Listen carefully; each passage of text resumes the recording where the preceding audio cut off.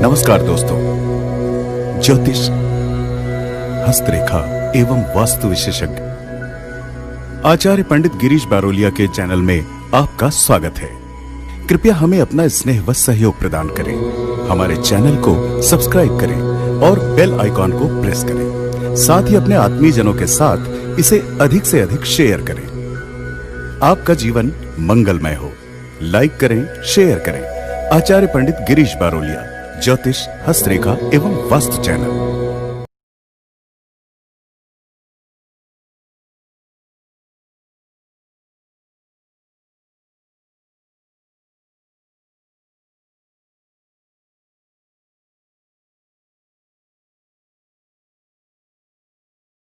राधे राधे, जय श्री कृष्णा। नमस्कार, मैं आचार्य पंडित गिरीश बारोलिया। गायत्री महामंत्र। ओम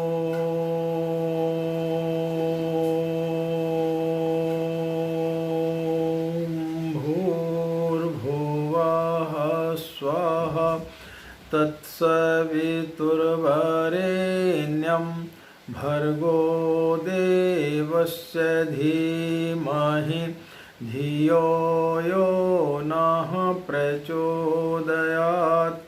अखण्डमण्डलाकारं व्याप्तं येन चराचरं तत्पदं दर्शितं येन तस्मै श्रीगुरवे नमः। तस्मै श्रीगुरवे नमः। देवी स्वरूपा माता और बहनों, भाइयों, सूक्ष्म रूप में विराजमान परम पूज्य गुरुदेव, परम वंदनीय माता जी, मित्रों, गायत्री साधना प्रश्नोत्तरी की इस कड़ी में आज जिन्होंने प्रश्न भेजा है वो है रमेश कुमार श्रीवास्तव। ये उज्जैन मध्य प्रदेश से हैं। ये लिखते हैं, जय गुरुदेव, जय गायत्री माता। आचार्य जी, मैं आपके गायत्री साधना प्रश्नोत्तरी के वीडियो को बहुत ध्यानपूर्वक काफ़ी दिनों से सुन रहा हूँ। ऐसा लगता है कि आपकी बातों को सुनकर मेरे अंदर जो समस्याएं, जिज्ञासाएं, प्रश्न चले आ रहे हैं उनका निराकरण आप निश्चित रूप से कर सकेंगे। बहुत छोटे से ही ईश्वर की आराधना करता रहा हूँ। कभी किसी मंत्र का जाप, कभी किसी मंत्र का जाप, जिसने जो बताया वो मैं करता रहा हूँ, लेकिन मुझे संतुष्टि नहीं मिलती है। जो चाहता हूँ वह कभी प्राप्त नहीं हो पाता है। समझ में नहीं आता कि इतना सब कुछ करने के पश्चात भी मुझे वह सब चीज़ें प्राप्त क्यों नहीं होती हैं। क्या गायत्री मंत्र के जाप करने से व्यक्ति की समस्त मनोकामनाओं की पूर्ति होती है? कृपया इस पर प्रकाश डालने की कृपा करें, आपकी अति कृपा होगी। आपका एक प्रशंसक, रमेश कुमार श्रीवास्तव, उज्जैन मध्य प्रदेश। रमेश कुमार जी, आपका प्रश्न एक जटिल प्रश्न है। जटिल इस मामले में कि यह सब आपकी ही एक समस्या नहीं है, यह सब विश्व के हर व्यक्ति की समस्या है। हम सबकी समस्या है। जो भी व्यक्ति इस दुनिया में आया है वो कभी संतुष्ट नहीं होता है। उसको संतुष्टि कभी प्राप्त नहीं होती है। आपके प्रश्नों का उत्तर मैं कुछ 2-3 प्रसंगों के माध्यम से देने की कोशिश करूंगा। आशा है इससे आपका संदेह तो दूर होगा ही, आपके प्रश्न का उत्तर तो मिलेगा ही, लेकिन जितने भी हमारे इन वीडियो को सुनते हैं उनकी भी कई समस्याओं का समाधान इस वीडियो के माध्यम से होगा, ऐसा हम उम्मीद रखते हैं। आपके प्रश्न के उत्तर एक प्रसंग के माध्यम से मैं आपको बताना चाहता हूँ। एक राज्य में राजा के महल की तरफ सारे नगरवासी चले जा रहे थे। सभी लोग दौड़ते हुए चले जा रहे थे। बड़ा कौतूहल था वहाँ पर। लोगों की भीड़ इकट्ठे होते हुए चली जा रही थी। दोपहर का समय हो गया था। लगभग आधे से ज़्यादा राज्य के जो लोग हैं वहाँ पर एकत्रित हो चुके थे। घटना क्या घटी कि सुबह सुबह उस राजमहल में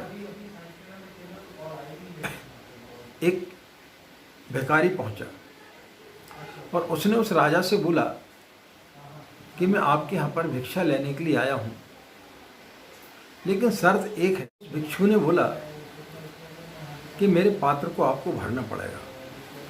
शर्त यह है कि जब तक मेरा पात्र न भरे तब तक आपको उसको भरना पड़ेगा। राजा को हंसी आई कि एक छोटा सा पात्र है और मेरे पास में अथाह संपत्ति है, वह छोटे से पात्र को मैं कैसे नहीं भर सकूंगा। उस भिखारी ने बोला कि बहुत सोच समझ लें, क्योंकि अभी तक कोई भी व्यक्ति इस शर्त को जीत नहीं पाया है। राजा ने बोला ठीक है, मैं आपके पात्र को भरता हूँ। उसने अपने मंत्रियों को आदेश दिया कि रत्न आभूषण से इसके पात्र को भर दिया जाए। जैसे ही उसके व्यक्ति कीमती रत्न आभूषण लेकर के आए, थोड़ी देर के पश्चात राजा को अपनी गलती का एहसास हुआ, क्योंकि जो भी उस पात्र में डालते थे वो खाली होते हुए चला जाता, वो ज्यों के त्यों खाली रहता था। सुबह से दोपहर हो गई, दोपहर से शाम हो गई। राजा का जितना भी साम्राज्य था, जितना भी सारे उसके पास में धन दौलत थी, वो सारी की सारी खत्म हो गई, लेकिन उसका पात्र खाली का खाली रहा। राजा को बड़ा आश्चर्य हुआ। उसने उससे पूछा कि भाई मैं हार गया हूँ, मुझे कृपया करके क्षमा करें, मैं आपके पात्र को नहीं भर पाया, लेकिन एक बात आप बताएं कि ये आपका पात्र भर क्यों नहीं रहा है। तो उस भिखारी ने राजा को बताया कि मैं एक शमशान घाट से निकल रहा था, वहां पर मैंने एक व्यक्ति की खोपड़ी देखी, मैं उसको उठा करके लेके आ गया। तो जब भी मैं इस खोपड़ी में कोई चीज़ भिक्षा लेता हूँ, ये हमेशा खाली की खाली रहती है, यह कभी भरती नहीं। श्रीवास्तव जी, यह सब उस व्यक्ति की कहानी नहीं, यह सब हमारी सबकी कहानी है। मनुष्य का जो मस्तिष्क होता है, उसके जो विचार होते हैं,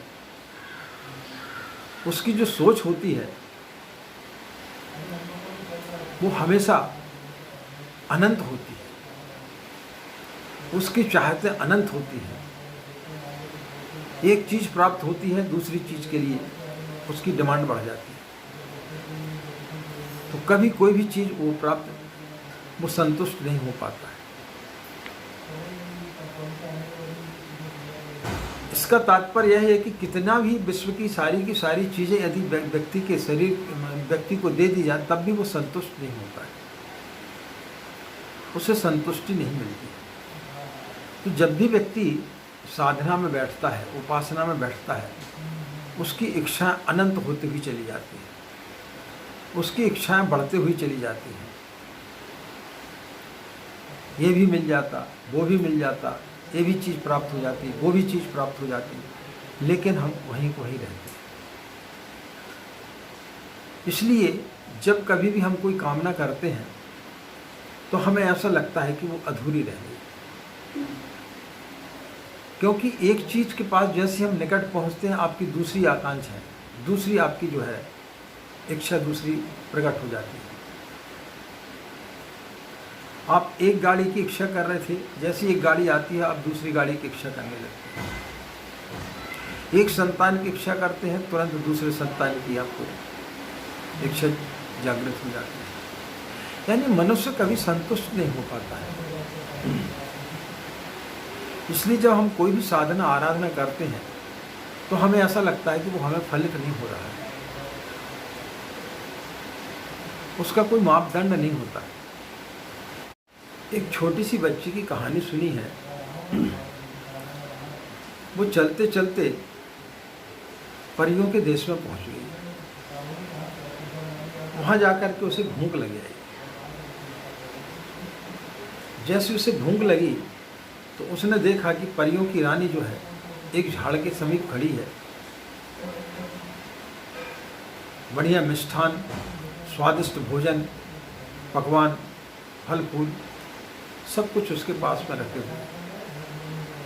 वो लड़की दौड़ती है उधर, सूर्य उदय होते रहता है और वो लड़की दौड़ती है। थोड़ा सा फासला रहता है 10 कदम का, लेकिन वो दौड़ती है, लेकिन फासला पूरा नहीं होता। दोपहर हो जाती है, वो गिर पड़ती है।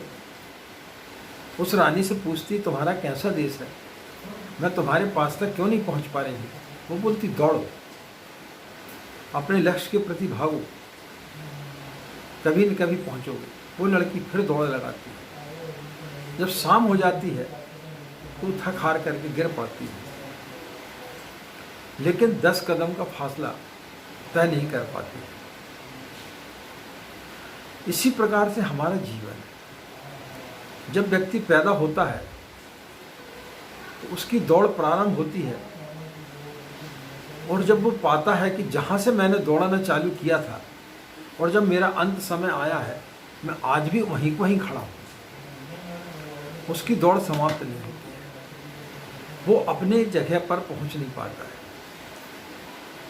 अनंत इच्छाएं लिए व्यक्ति जीवन में जीता है। गायत्री मंत्र या किसी भी मंत्र, जैसे हम धर्म बोलते हैं, एक ऐसा मंत्र है जो व्यक्ति के अंदर के परमात्मा से मिलाता है। हम ईश्वर को बाहर जगत में खोजते हैं, जबकि ईश्वर बाहर के जगत में नहीं है।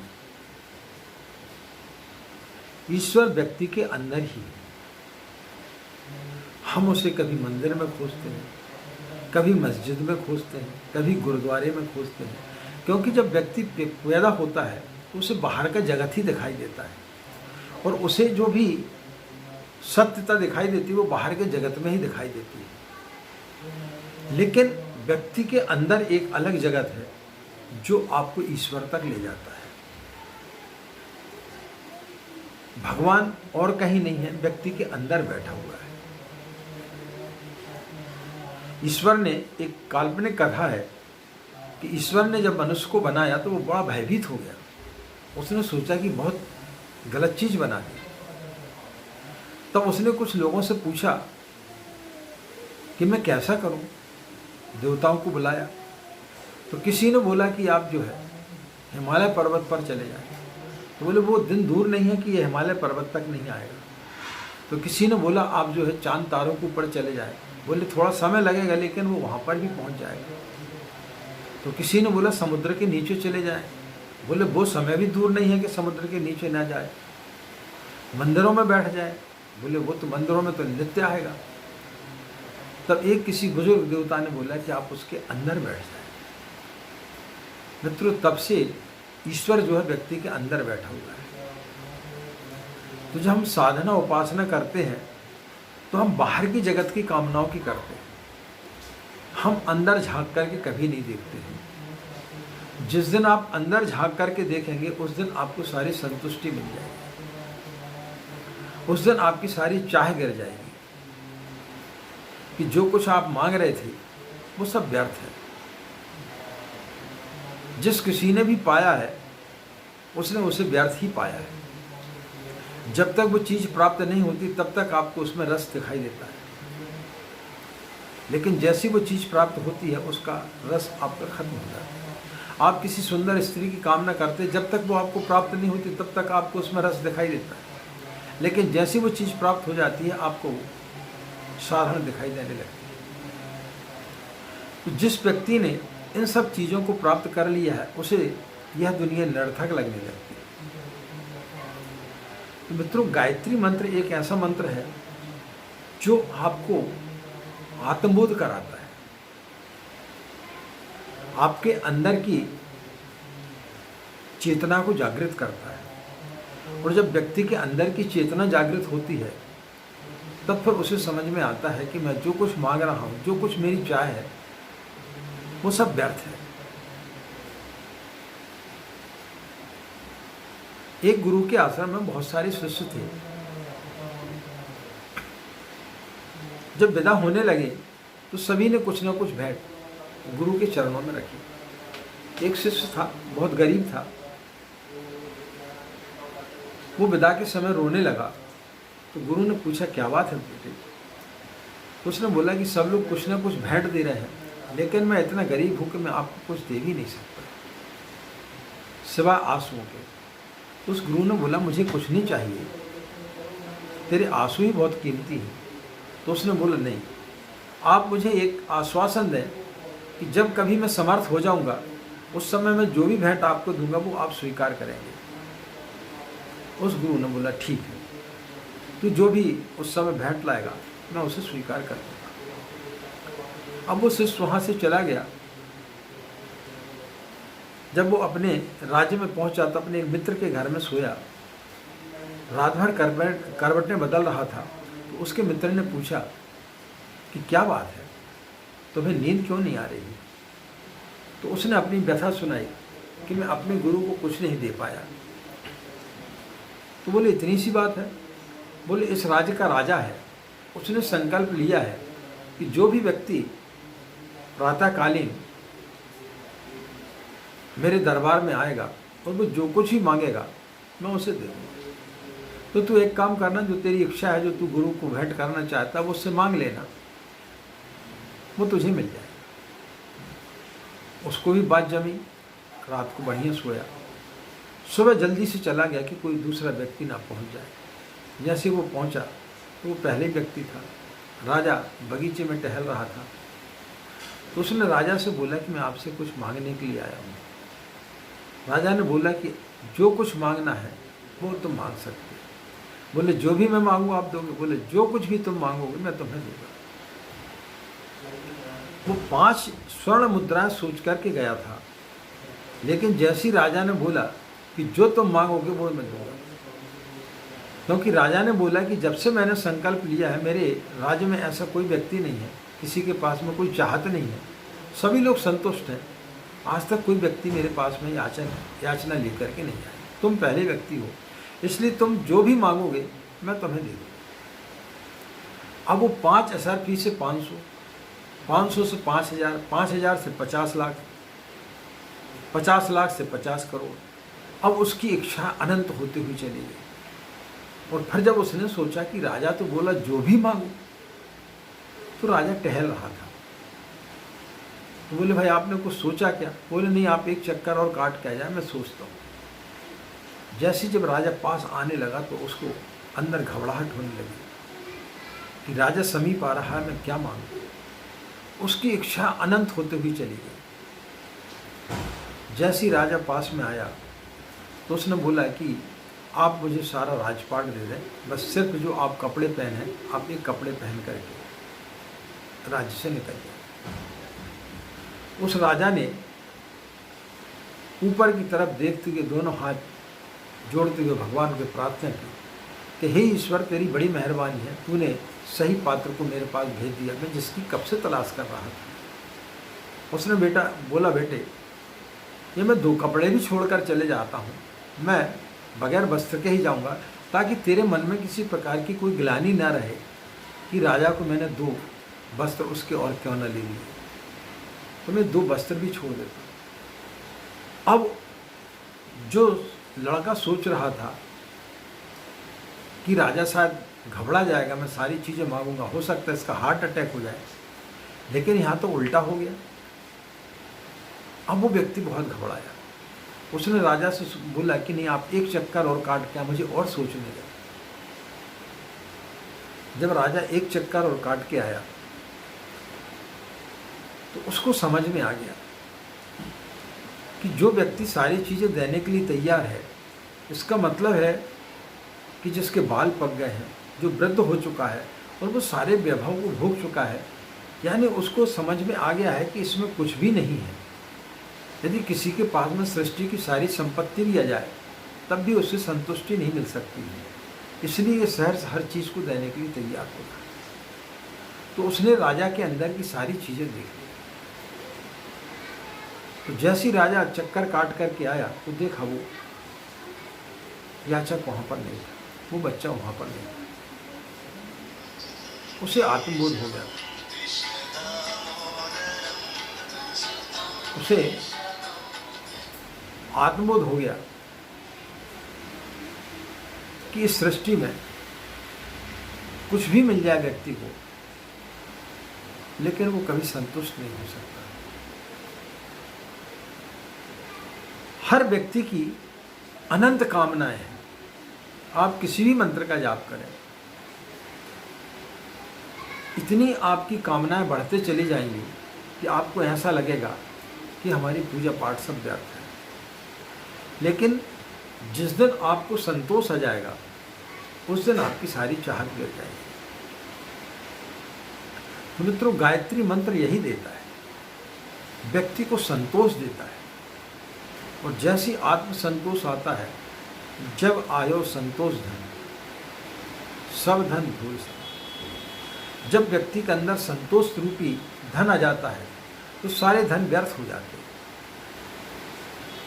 तो एक बार आप माँ गायत्री के पास बैठ कर के देखें, गायत्री मंत्र का सही तरीके से आप जाप करें, तो निश्चित रूप से आपके अंदर एक संतुष्टि आएगी और सारी चाहत गिर जाएगी। कितने लोगों के फोन कॉल्स आते हैं, हर व्यक्ति परेशान है, हर व्यक्ति की चाहत इतनी ज़्यादा है जिसकी कोई सीमा नहीं है। हर व्यक्ति पहले ये हमसे कन्फर्म कर लेना चाहता है कि क्या हम गायत्री मंत्र जपेंगे तो हमारी मनोकामना पूरी होगी कि नहीं होगी। यानी हम उसको विश्वास दिला दें कि आपकी पूरी हो जाएगी तो हम आगे बढ़ें, नहीं तो क्या मतलब निकलता है। तो किसी भी चीज़ को प्राप्त करने के लिए पहले आप जो है शर्त रख लेंगे तो कैसे काम करेगा। भगवान शर्तों से बंधा हुआ नहीं रहता है। आप जिस दिन अपनी इच्छाओं को त्याग देंगे, उस दिन आप संतुष्ट हो जाएंगे, उस दिन वो सारी चीज़ें गिर जाएंगी। अन्यथा आप नौकरी चाह रहे हैं, नौकरी मिल जाएगी तो फिर आप उससे और ऊंचा पद चाहने लगेंगे, ऊंचा पद मिलेगा तो आप और ऊंचा पद चाहने लगेंगे। कितने अरबपति आदमियों को आपने देखा, वो भी संतुष्ट नहीं है। बड़े बड़े लोगों को आप देखो, कोई भी संतुष्ट नहीं। लेकिन जितने भी अरबपति लोग हुए हैं, उनके किसी के भी नाम आपको इतिहास में नहीं मिलेंगे, बहुत कुछ बिरले लोगों के। लेकिन जिनने सारी चीज़ें छोड़ दी और जिनके अंदर संतोष आ गया, उनको लोग आज भी याद करते हैं और ईश्वर के रूप में जाने जाते हैं। भगवान राम, उनके पिताजी ने बोला एक क्षण में सारा राजपाट छोड़ करके चले। भगवान कृष्ण, बुद्ध, महावीर, जीसस, अरविंदो, रामकृष्ण परमहंस और आज के युग के आचार्य पंडित श्री राम शर्मा, जिन्होंने अपने जीवन को एक सादगीपूर्ण जीवन में जिया, जो स्वयं एक गायत्री के अवतार थे, जो स्वयं साक्षात परमात्मा के अवतार थे, लेकिन उन्होंने कभी किसी चीज़ को मांगा नहीं। सर्वे भवन्तु सुखिनः, उन्होंने समस्त प्राणी जगत के कल्याण की कामना की। तो जिस दिन हम अपनी कामनाओं को, अपनी वासनाओं को, अपनी तृष्णाओं को समाप्त कर देंगे, उस दिन ईश्वर आपके समक्ष रहेगा। आपको वो सारी चीज़ें मिल जाएंगी जो आप चाहते हैं। तो मित्रों, व्यक्ति के अंदर अनंत इच्छा होती है, इसलिए वो कभी संतुष्ट नहीं हो पाता है। कोई भी व्यक्ति संतुष्ट नहीं होता है, क्योंकि इच्छा अनंत है। और जिस दिन हमने अपनी इच्छाओं को त्याग दिया, उस दिन आपको सारी चीज़ें प्राप्त हो जाती हैं। तो आशा है इसके माध्यम से आपको हमारी बात समझ में आई होगी। आपके प्रश्न का जो हमने उत्तर दिया, उससे आप संतुष्ट होंगे। इन्हीं कामनाओं के साथ में कि आपका दिन मंगल में हो, आप लोग खुश रहें, मस्त रहें। माँ गायत्री का असीम कृपा इसी प्रकार आप लोग बने रहे, हमें आगे रहे। नमस्कार, ओम शांति।